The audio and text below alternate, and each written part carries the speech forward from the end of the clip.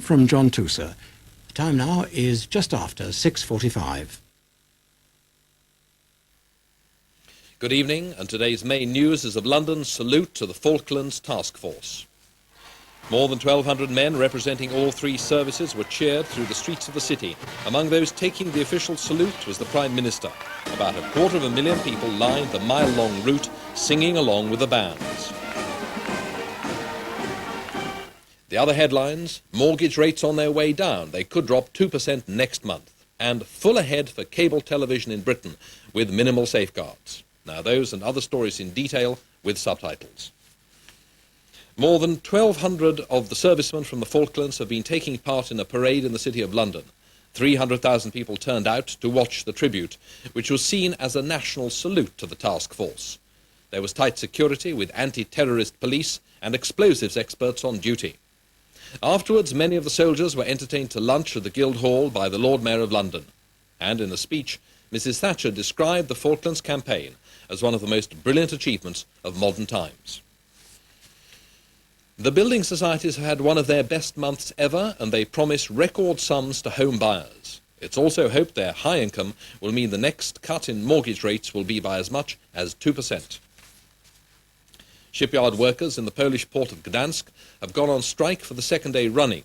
They are protesting at the government's banning of Solidarity, the independent Polish trade union. A night of street fighting between police and demonstrators left the centre of Gdansk littered with debris this morning. The protesters say they'll go on with the strikes until the Solidarity leader, Lech Wałęsa, is freed from detention. An official report says cable television should go ahead, but it's already brought several protests. The Hunt report says cable should provide the greatest possible choice with the minimum checks needed to protect the public interest.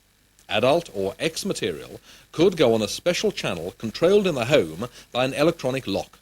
The BBC has expressed reservations, Mrs. Whitehouse objects, and so does the Television Technicians Union, ACTT.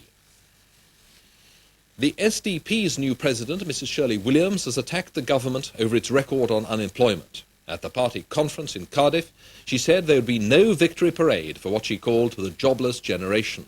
Without urgent action, they could become a source of grievance and bitterness throughout the whole of society. Mrs. Williams described the government as an economic disaster and accused Mrs. Thatcher of bullying the Conservative Party. The row within the National Union of Railwaymen over the resignation of Mr. Sidney Wheel has taken a new turn. A group of members from the union's executive have told a news conference that they unanimously accepted Mr. Wheel's resignation when it was tendered last week, and they say he shouldn't be allowed to reconsider his decision even if an NUR delegates meeting tomorrow asks him to. And in Newsnight tonight at 10:45, the great cable controversy, a blow for liberty or an opportunity for licence. Shadow Home Secretary Roy Hattersley and Harold Evans, a leading advocate of a 24-hour news service, argue it out in the studio. Amnesty International today accuses the Guatemalan government of a program of mass killing in rural areas. We report on scenes from the countryside where government action has either put the peasants into the front line of the war or created areas of total depopulation. And Andrei Previn, new music director of the Royal Philharmonic Orchestra, on how to win audiences and influence arts councils. That's Newsnight at 10:45 on BBC2. Now, the weather. England, Wales and Northern Ireland will have a mixture of sunny intervals and scattered showers for much of tomorrow. The showers heavy and prolonged at times, although many places will be dry at first. Most of Scotland will remain cloudy with outbreaks of rain, but northwestern parts will be mainly dry with bright intervals. It'll be generally rather cold and windy. And that's the weather picture for tomorrow. Starting on Sunday, BBC2 presents Wagner's Ring, complete, for the first time ever on British television. The epic cycle of operas tells the story of power and passion in a legendary world of gods and giants, dwarves and heroes, magic swords and spears.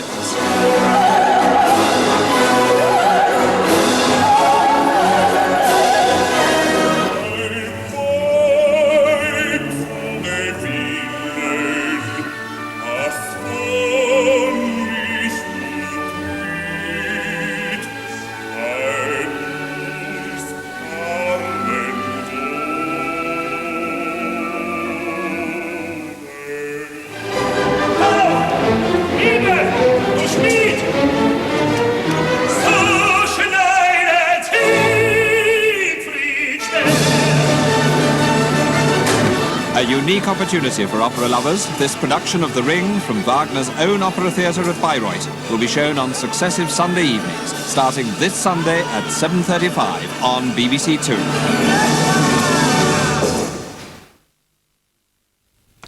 Well, more goings-on in the hospital corridors for those busy angels on BBC1 now, except that is for viewers to BBC Wales who see Angels at 7:45. In 1949, John Ford made a western that many critics consider one of his masterpieces. Well, you can make up your own mind about it now as BBC2 presents She Wore a Yellow Ribbon, starring John Wayne and Joanne Drew.